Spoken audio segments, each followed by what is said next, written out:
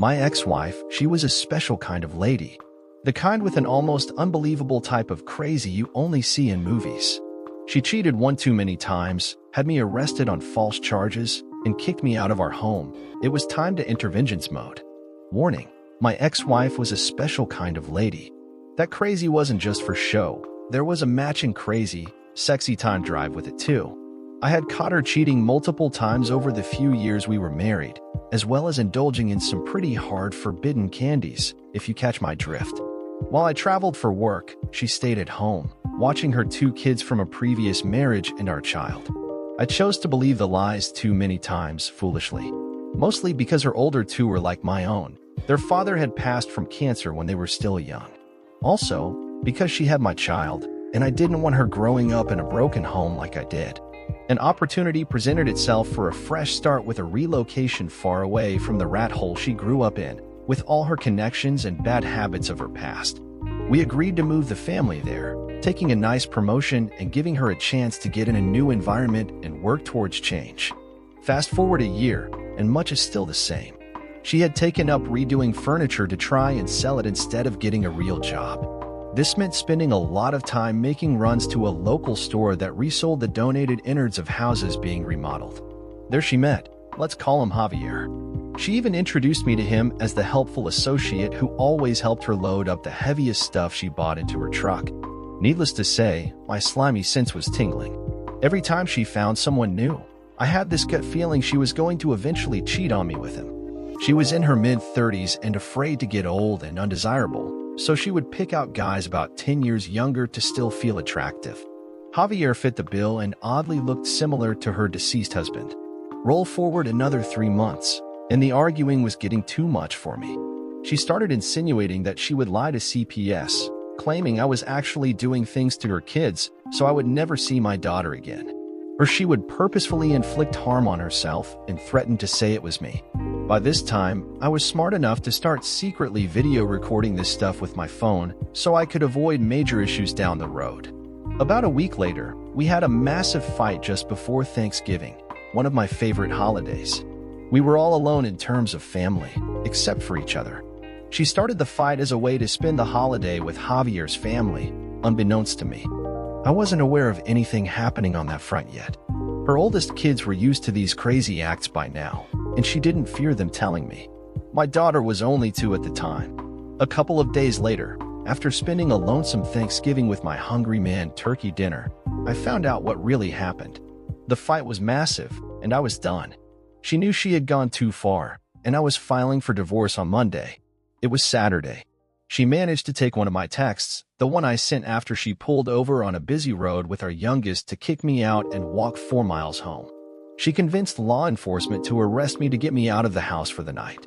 Our city had 24/7 judges, and I was out by noon on Sunday on $100 bail since it was a minor charge. She thought I was gone until Monday at minimum. I didn't call home. I just took an Uber. When I showed up, lo and behold, Javier had come to spend the night.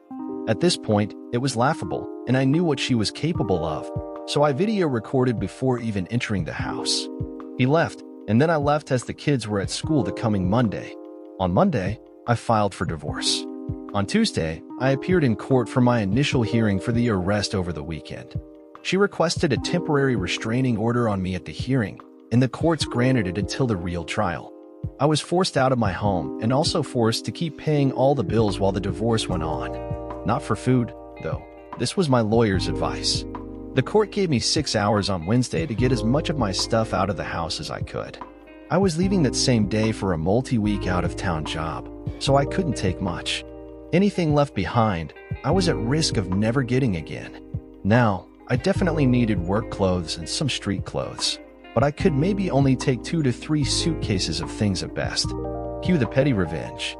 Over the 4 years we dated and being married, we had a strange hobby. We accumulated a collection of toys worth somewhere in the ballpark of $3,000 to $4,000, most of which was kept in a big trunk that looked like a magician's case. Well, that stuff was mine as much as it was hers. I bought it all for her, and she loved it with or without others' involvement. She kept her favorites hidden in different places, like her closet or inside a shoe rack. I packed what I really wanted in about an hour and a half and spent the next 2 hours searching for all her hidden favorites.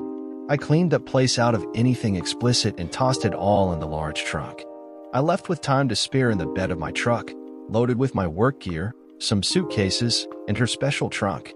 I drove about 5 hours to get to the hotel for the job I was going on, and after checking in, I saw a big green dumpster in the back corner. I pulled my truck around, backed up, and hoisted the 80-pound-plus monster into the bin and smiled.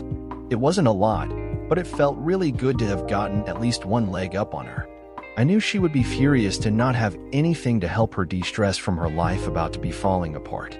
A side note, the case was eventually dropped against me when she wrote a letter to the district attorney stating I was fine, and she wasn't afraid of me. That's the only way they'd drop it so she could get my help with the kids as she struggled to find work. I wasn't going to violate that temporary restraining order for any reason. As I mentioned, when I walked back to the house, there was an officer waiting at a Walgreens just down the block. He stopped me, asked what was going on, and I told him about the fight, showing him the messages. We chatted for about half an hour, and he seemed to think everything was okay. He asked about my plans, and I told him I was going home to get my bag for work and leave for the weekend so I could file for divorce at the start of the week and be done with it all. He thought that sounded like the best course of action and offered to give me a ride to the house. I declined and suggested he go up and explain the situation while I walked the last bit. Unfortunately, that wasn't the end of it. She apparently lost her mind when they said they were going to let me go. By the time I got there, about 10 minutes later, I asked if I was free to enter, and they could follow me. They told me to hold up, and additional cops were pulling up. I spent the next hour and a half waiting to hear what was going on. Eventually, they came out and asked me to put my hands behind my back. For those wondering, the text message in question said something like, "I'm done with this crap. It's time you suffer the consequences of your actions." Looking back, it was an extremely poor choice of words against a bipolar narcissist. I sounded like a criminal threatening my wife. I should have elaborated on what I meant, which was the fact that we were getting a divorce, she would be forced out of the house, and I was going to fight for full custody of my daughter. I've never written a vaguely worded text since. About 6 months prior to moving away for my promotion in September 2018, my ex-wife's mental state took a turn for the worse. She started experiencing delusions, seeing ghosts, and talking about demons. She claimed to be scared to be at home alone with the kids. My job required me to be away for extended periods, ranging from a week up to several months at a time. This situation could have been eased if she had gotten a job to contribute financially, but she refused, citing her revoked nursing license. I should have been more vocal about it, but I wasn't. I was paid well, and up to that point, to my knowledge, she had been faithful. She was raising the 3 kids at home and used her free time during the day to work on rehab projects for the house we had bought. One day, I returned from a job in the spring of 2018, and her cousin by marriage, let's call him John, was there. She quickly summarized their growing up together and how he had come to help her with something from the hardware store. John seemed all right, but she appeared overly nervous about him, even though he played it cool. This was the first time she introduced me to one of her helpers, by the way. He hung out for about 15 minutes to avoid making it weird, then excused himself and left. I didn't see or hear about him again for several months. He apparently secretly stopped by quite often when she was feeling extra paranoid. To explain the angel/demon paranoia, my ex had given birth to our daughter in late 2016. By spring 2017, she was unhappy with the weight she had gained and was dealing with mild postpartum depression. This led her to revert to her narcotics used to quickly lose weight.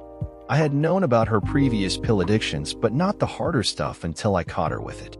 A significant fight ensued, and she promised to quit and go to therapy. I accepted, and we tried to move on. Throughout 2017, she continuously slipped into using narcotics during a prolonged manic episode. By late 2017, I was ready to leave, but things settled down around Christmas, and we had a relatively stable period through mid-2018. However, her manic episode seemed to flare up again around Christmas. In the summer of 2018, John started popping up a lot in our conversations. He would help with physical labor, working on the house with my ex, always when I was away for jobs. He was never around when I was home, which was strange. Eventually, I caught them together, and the blame was directed at me for being constantly absent. I had emphasized that if she worked even a low-paying job, I could have afforded to be home more. Ironically, John turned out to be unemployed too, so they had all the time in the world to play the happy couple while I worked 80-plus hour weeks on the road, about 40 to 44 weeks a year. I was furious. I filed for divorce for the first time, and she flipped out, begged, and pleaded, claiming it was over and expressing remorse. This whole saga led, in part, to us moving away for the promotion and getting a fresh start in the fall of 2018. By the summer of the next year, 2019, her phone was constantly blowing up with texts from someone, saved as Jennifer and Jacob with names changed. She claimed it was her aunt's cousin updating her on her aunt's condition, who was supposedly very ill. This, too, turned out to be a lie. My ex-wife wasn't tech-savvy, and when she changed iPhones, she had me back up her phone on the family computer. Eventually, my suspicions grew, and I used a program to open the backup and dump her text history. To my dismay, Jennifer and Jacob were really just Jacob, and there weren't any talks about her aunt at all. Instead, there was a ton of flirting, questionable pics, and videos flying back and forth.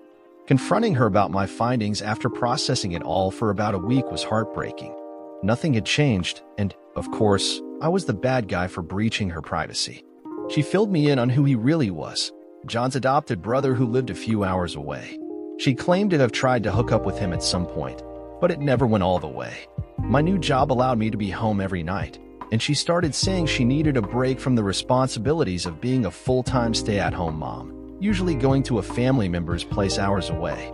At this point, I didn't know when it would finally be over, but I knew it was coming. The financial situation was dire, as we had overextended ourselves on the new home, banking on the idea that she would find a job after we moved, which never happened. Living paycheck to paycheck on a mid-100K salary, maxed out credit cards, bankruptcy seemed like the only way out. There was so much drama and arguing that this situation was just another blip on the radar. Mentally defeated, I filed for divorce early in 2020. The divorce was predictably challenging, dealing with a spouse like her. One night, deep in those thoughts, fueled by half a fifth of Crown Royal, I wondered about the other guy's life. I looked him up and found he had a family, 2 kids, and a seemingly perfect life on Facebook.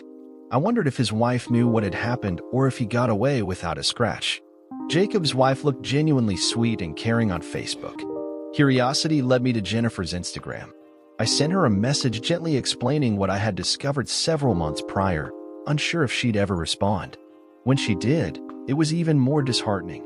She said she had known about my ex and had suspicions but couldn't prove it and wished I had told her sooner. She also claimed to know that my ex and John were dating because we had gotten divorced, which was categorically untrue.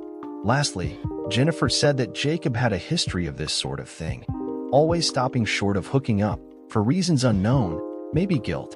Jennifer wanted proof, so I gathered up the exported texts, videos, and pics and sent them over to her. I warned Jennifer that the texts would hurt a lot more than the flirty messages, and after reading them, she agreed. I apologized, but at least she knew the truth before investing more time in him. We never spoke again after that. Within a week, Jacob apparently got my number from my ex and started blowing up my phone with texts. He congratulated me, acknowledging that his marriage was over, and blamed me for it. I largely ignored him, except to say that he should have respected what he had and not contributed to destroying my life as well. After that, I blocked him. I wasn't out to destroy his life. My intention was to make his wife aware of the situation and let her handle it as she saw fit. It was a somber victory, but a victory nonetheless. As a legal clarification on transmitting graphic photos and videos to Jennifer, my ex tried to accuse me of sending revenge photos to Jacob's ex. I had my attorney handling my criminal case review this claim, and he shrugged it off. None of the images contained anything that could identify Jacob or my ex, so it didn't hold weight and went nowhere. Bonus: there's a lot more to John's story with my ex that I haven't covered since it's not relevant to the ending of this one. Nice that you blew up his world, but I feel like your wife deserved the brunt of your revenge. I hope she got her comeuppance too. She got hers for sure, but that's for another story. Regarding her kids, I couldn't adopt them, but I definitely would have. She ultimately lost our daughter to me with full custody, And she moved to Las Vegas with her older two and the new baby she got stuck with from cheating. There's a whole other story there, though. Until next time. Dear listener, if you have reached this far, please click on the subscribe button. It will be a great help.